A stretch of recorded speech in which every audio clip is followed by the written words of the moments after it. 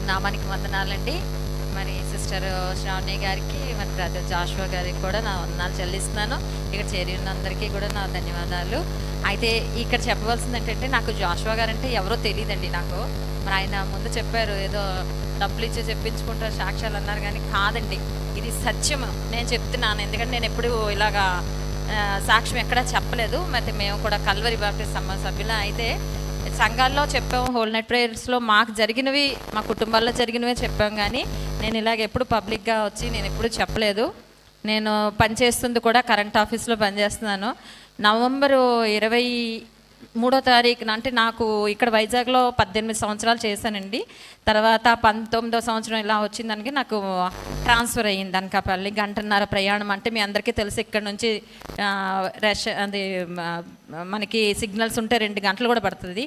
అలాంటిది మరి మేము 10:30కి బయోమెట్రిక్ వేయాలంటే ఇంట్లో చూసుకొని మళ్ళీ తిరిగి రావాలంటే నేను చేసేది కూడా చాలా కష్టమైన సీట్లో వేశారు. అయితే రాత్రి 9 గంటలకి నేను బయటికి వస్తే 11:30, 12 గంటలకి వచ్చేదాన్ని. అయితే ఆ పరిస్థితిలో నాకు ఎంత దూరం వేశారు, ఎలాగ ప్రభు అనేసి ఎంతో వేదనగా ప్రార్థన చేస్తున్నాం, కానీ పరిష్కారం అంటే ఏమీ నాకు అర్థం అవ్వలేదు. ఎవరు కనిపించినా నాకు ఎందుకు ఇలాగ వేశారు, నేను యూనియన్ మెంబర్ని, నాకు అంత పలుకుబడింది. నేను తర్వాత వెళ్ళిన తర్వాత మినిస్టర్లు కలిసాను, సరే ఇలాగ వేశారు నన్ను, మా హస్బెండ్ నావి ఇందులో అదే చెప్తున్నాను, కానీ దేవుని దగ్గర ప్రార్థన చేస్తున్నాను, కానీ నాకు ఇంతవరకు ఈ స్థుతిలో ప్రార్థన అన్నది నాకు అర్థం కాలేదు. అయితే నేను తర్వాత 20 రోజులు ప్రయాణాలు, 10వ నెలలో అయినప్పటికీ 11వ నెలలో వచ్చేసరికి 24వ సంవత్సరంలో 11వ నెలలో వచ్చేసరికి ప్రార్థన చేస్తూనే 20 రోజులు కొంచెం కష్టంగా గడిచాయి. అయితే ఒక 23 నుంచి నేను రాత్రి 9 గంటలకి 9:30కి బస్సులో వస్తున్నప్పుడు యూట్యూబ్ చూసుకుంటూ దేవుని వాక్యాలు, పాటలు పెట్టుకుంటూ వస్తున్నాను. అయితే గడాంధకారంలో లోయలో ఉన్నప్పటికీ ప్రభు నువ్వు నాకు తోడుగా ఉన్నావు కదా అనేసి ప్రార్థన చేసుకుంటూ వస్తే జాషువా గారు వస్తున్నది చిన్న మెసేజ్ల్లో, నేను నీకు తోడై ఉన్నానని దేవుడు నీకు సెలవిస్తున్నాడు. ఏంటి ఈయన ఎవరో నాకు తెలీదు అనేసి మళ్ళీ పైకి వెళ్ళిపోవడం, స్టీవెన్ పాల్ గారితో లేకపోతే ఎవరిదో తెలిసిన వాళ్ళు పెట్టుకుంటున్నాను. ఈయనంటే నాకు ఎవరో తెలియట్లే. మళ్ళీ 2వ రోజు కూడా 24వ తారీఖున కూడా అదే పెట్టుకున్నాను. రాత్రి వస్తున్నప్పుడు మళ్ళీ ఈయనే కనిపిస్తున్నారు. ఏంటి ఇలా కనిపిస్తున్నారు, ఈయన ఎవరో నాకు తెలియదు, సర్లే మళ్ళీ ఇంకోటి పెట్టుకొని వింటున్నాను. ఇలా పాటలు వింటున్నాను, ఈయన పైకి తీసేస్తున్నాను. 25వ తారీఖున మాత్రం మళ్ళీ గట్టిగా అయినా నీ సమస్య ఏంటో దేవుడు పరిష్కరించడానికి నీతో మాట్లాడాలనుకుంటున్నాడు దేవుడిని గట్టిగా సూటిగా ఇలా చూసినట్టు మాట్లాడాలనిపిస్తే, ఇదేంటి ఈయన ఇంత గట్టిగా మాట్లాడుతున్నారు ఏంటి నాతోటి, పోన్లే విందాంలే, ఎందుకు ఈయన 3 రోజుల నుంచి నన్ను అలా వెంబడిస్తున్నారు ఈయన అన్న కొంచెం యాంగ్జైటీ నాకు కలిగి చాలా చెప్పుకోలేనండి, అంత ఆనందం బాధ. 25వ తారీఖున బ్రదర్ మెసేజ్ విన్నాను, దేవుడు మీకు ఆశ్చర్యకార్యం జరిగిస్తున్నాడంటే 25వ తారీఖు నేను ఆయనతో ఏకీపించాను. 3:30కి లెగు ప్రార్థన కంటే నేను ఎప్పుడు 4:30కి లెగుస్తున్నానండి. లెగిసి ప్రార్థన చేస్తున్నాను, వాక్యం 5 అధ్యాయాలు చదువుతున్నాను, ఆ విధంగా ఉన్నాను. కానీ అయితే 3:30కి లెగమంటున్నారు కదా ఆయన అని చెప్పి నేను 3:30కి లేవడం ప్రారంభించానండి. ప్రార్థిస్తుంటే ఈయన ఇంకా ప్రార్థన స్టార్ట్ చేయట్లేదంటే సిస్టర్ ఏమో స్తుతులు చెప్తున్నారు. ఒప్పుకోలు ప్రార్థన అన్నారు, ఏంటి ఒప్పుకోలు ప్రార్థన అంటున్నారు, స్తుతి ప్రార్థన అన్నారు, సరే స్తుతి ఒప్పుకున్నాను. తర్వాత ఒప్పుకోలు ప్రార్థన అన్నారు, ఆ ప్రార్థనలో ఏకీపించాను. తర్వాత వాక్యం చెప్పారు, మెసేజ్ చిన్నదైనా చాలా అద్భుతంగా బ్రెయిన్లోకి వెళ్ళిపోయినట్టు చెప్పారు. అయితే ఆ తర్వాత మళ్ళీ బల్ల అన్నారు. తర్వాత మాకు బాప్టిస్ట్ సంఘంలో నెలకు ఒకసారి ఇస్తారండి.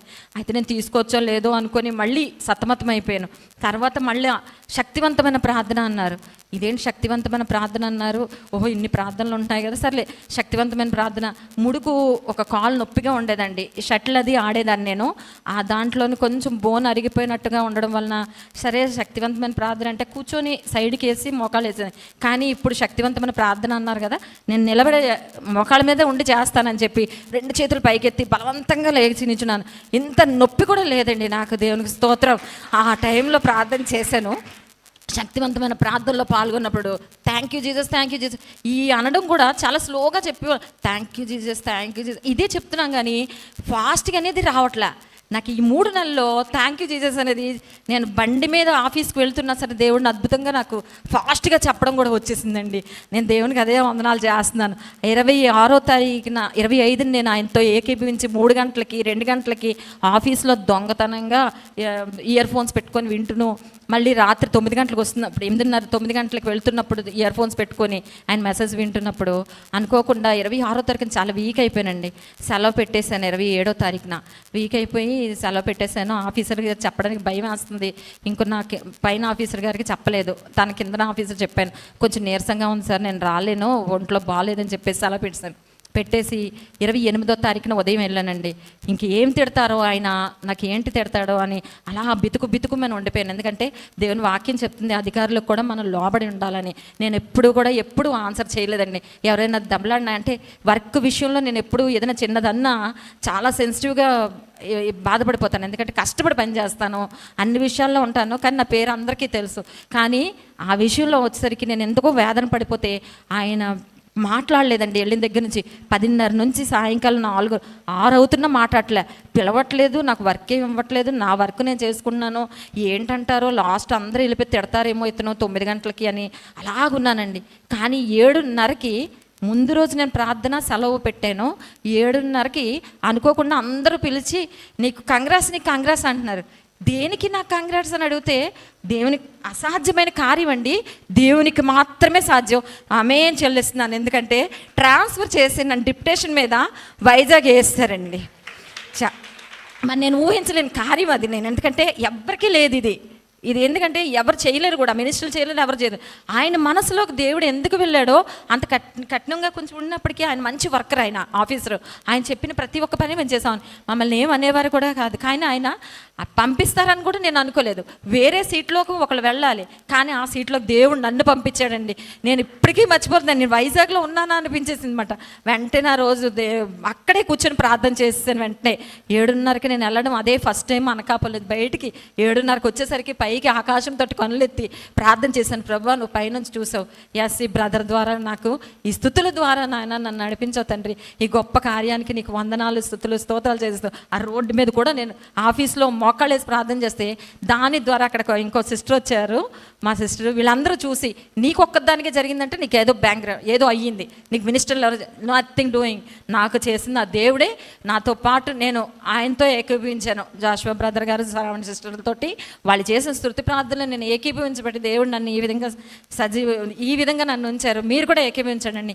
చాలామందిని నేను 100 మందికో మెసేజ్లు పెట్టాను. మరి కొంతమంది సిస్టర్స్ కూడా వచ్చారు, మా చెల్లి కూడా వచ్చింది, మరి అందరికీ పెట్టాను. ఇది సడన్గా అండి మరి ఉద్యోగరీత్యా మరి అవ్వలేకపోతున్నప్పటికీ 7వ తారీఖు మాకు సెలవు దొరకడం చాలా మరి ఇది ప్రార్థనాపూర్వకంగా జరిగిన కార్యమేనండి. అందుకే దేవుడు మాకు ఈ అవకాశం ఇచ్చాడు. ఎందుకంటే ఈరోజు ఆ ఉద్యోగాల్లో ఉండవలసిందేనండి, సెలవులు ఇవ్వట్లేదు ఈ మధ్యలో.